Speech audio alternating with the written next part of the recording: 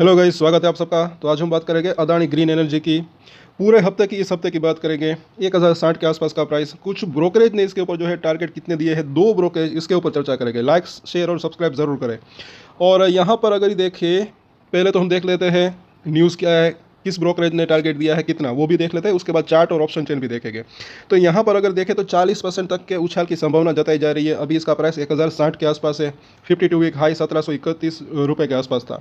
तो यहाँ पर किस ब्रोकरेज, सबसे पहले तो अगर बात करें तो जो है एमके ग्लोबल फाइनेंशियल सर्विसेज, उनके मुताबिक जो है ये कंपनी जो है 30 गीगावाट का लक्ष्य FY30 यानी कि 2030 तक जो है हासिल करने का ट्रैक बरकरार है उनका, और 1500 तक जाने की संभावना ये जता रहे हैं।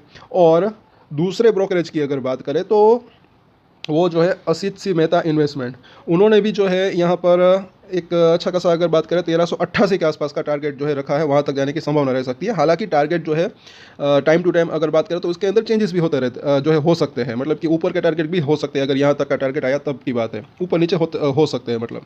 और इनका भी अनुमान है कि ग्रोथ जो है रह सकती है। मतलब कि यहाँ पर अगर बात करें ओवरऑल अगर बात करें तो ये और कैसे रहे तिमाही नतीजा भी वो भी हम देख लेते हैं।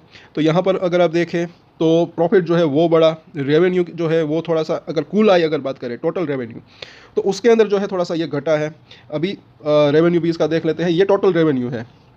पहले देख लेते हैं ऑप्शन चेन शॉर्ट टर्म की, पूरे हफ्ते की अगर बात करें तो यहाँ पर जो चीज़ अभी दिख रही है उसके बारे में अगर हम चर्चा करें, देखें तो यहाँ पर अगर हम देखें तो तकरीबन अगर यहाँ पर 1060 के आसपास का प्राइस है। अगर सपोर्ट की बात करें तो सबसे ज़्यादा सपोर्ट जो है अभी यहाँ पर 1000 और 980 के जोन के आसपास जो है दिख रहा है, सबसे ज़्यादा पुट रेटिंग यहाँ पर है। और रजिस्टेंट की बात करें तो 1100 से लेकर 1120 सबसे ज़्यादा अगर बात करें, या उस लेवल के आसपास जो है एक कॉल रेटिंग देखने को मिल रही है। तो ये एक यहाँ पर रेंज दिख रही है 980 से 1000 ऊपर में जो है 1100 1120 छोटी रेंज की अगर यहाँ पर बात करें। तो बड़ी रेंज की भी बात करेंगे उसके पहले अगर बात करें यहाँ पर, अगर उसके नीचे अभी तक मतलब कि ऑप्शन चेन के अंदर कुछ यहाँ पर देखें तो नीचे की तरफ कुछ ज़्यादा मूवमेंट नहीं दिख रहा है, ना ही ऊपर की तरफ ज़्यादा मूवमेंट दिख रहा है 1100 1120 के पास। उसके बाद की अगर बात करें तो सबसे ज़्यादा कॉल राइटिंग यहाँ पर दिख रही है टोटल ओपन इंटरेस्ट की अगर बात करें तो वो है 1200 का लेवल। वो तो अगर लेकिन 1100 1120 पार करे तब की बात है, अदरवाइज छोटी रेंज यहाँ पर यहीं दिख रही है। अब बात करें आगे इसके रिजल्ट की, जो कि रह गया था तब जब हम बिजी थे। तो यहाँ पर अगर देखें तो ये ज़रा देखें, रेवेन्यू जो है फ्लैट सा दिख रहा है, लेकिन नेट प्रॉफिट जो है वो बड़ा है। तो ये चीज़ यहाँ पर थोड़ी सी अच्छी तो दिख रही है, लेकिन रेवेन्यू फ्लैट क्यों हुआ होगा? तो मुझे ऐसा लग रहा है कि शायद हो सकता है कि क्योंकि मानसून सीजन था और ये सन से जो है बिजली प्रोवाइड जो है वो प्रोड्यूस करते हैं, तो शायद हो सकता है कि मानसून सीजन की वजह से जो है थोड़ी सी दिक्कत हुई होगी। तो रेवेन्यू फ्लैट है, अगर रेवेन्यू बढ़ता तो वो ज़्यादा बेहतर रह सकता था। तो इसको मुझे ऐसा लग रहा है कि ये न्यूट्रल रिजल्ट इसको जो है कह सकते हैं, ना अच्छा ना बुरा। और यहाँ पर अगर हम देखें अदर इनकम, तो वो भी जो है घटी है, फिर भी नेट प्रॉफिट बढ़ा है। तो ये चीज़ यहाँ पर थोड़ी सी अच्छी दिख रही है। बाकी अगर बात करें ओवरऑल लॉन्ग टर्म की, तो यहाँ पर आप देख सकते हैं कि साल दर साल अगर आप यहीं से शुरुआत करेंगे तो रेवेन्यू इसका जो अच्छा खासा बड़ा है। नेट प्रॉफिट की अगर बात करें तो यहाँ तक जो है कंपनी लॉस में थी, तो यहाँ से नेट प्रॉफिट भी अच्छा खासा बड़ा है। तो 2 से 5 साल की बात करें तो मुझे ऐसा लग रहा है कि एक लॉन्ग टर्म की बात करें तो अच्छी तेज़ी की संभावना रह सकती है। और सबसे बड़ी बात, बार बार मैंने कई बार कहा है कि ये जो इंटरेस्ट कॉस्ट इसकी ज़रा देखें, कितना ब्याज के ऊपर ये मतलब कि खर्चा अभी इसका हो रहा है।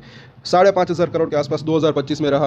अब इतना अगर ये धीरे धीरे करके अपना जो लोन है वो अगर ये कम करते हैं तो काफ़ी बेहतर रह सकता है, फिर इसका नेट प्रॉफिट जो है और भी बढ़ने की संभावना रह सकती है। लेकिन इसके लिए मुझे ऐसा लग रहा है कि टाइम लग सकता है, जैसे कि हमने बात की 2 से 5 साल के अंदर अच्छी तेज़ी की संभावना रह सकती है। अब अगर शॉर्ट टर्म की बात करें तो यहाँ पर बुलिंजर बैंक लगाया है, बिल्कुल मामला अभी 50-50 जैसा लग रहा है, मतलब कि तेज़ी या फिर करेक्शन, क्योंकि यहाँ पर बुलिंजर बैंक की जो मिडल लाइन है वहाँ पर ये आ गया है। और कैंडल भी अगर आप देखें तो डोजी कैंडल बनी है यहाँ पर। तो जो हाई और लो है शुक्रवार का, ये जो है मुझे ऐसा लग रहा है कि काफ़ी मायने जो है रह सकता है। और सपोर्ट और रजिस्टेंस की बात करें तो वो काफ़ी यूजफुल रह सकते हैं। जैसे कि हमने छोटी रेंज की भी बात की, अभी 1060 के आसपास का प्राइस है, 1040 को तोड़ता है तो नीचे में जो है 1020 से लेकर 1000, ये एक जो है पहला सपोर्ट एरिया इसका हो सकता है। बाजार के अंदर अगर गिरावट आती है तो इस लेवल को तोड़कर नीचे आ सकता है, फिर जो है 985 से लेकर 950 एक नेक्स्ट सपोर्ट एरिया इसका हो सकता है।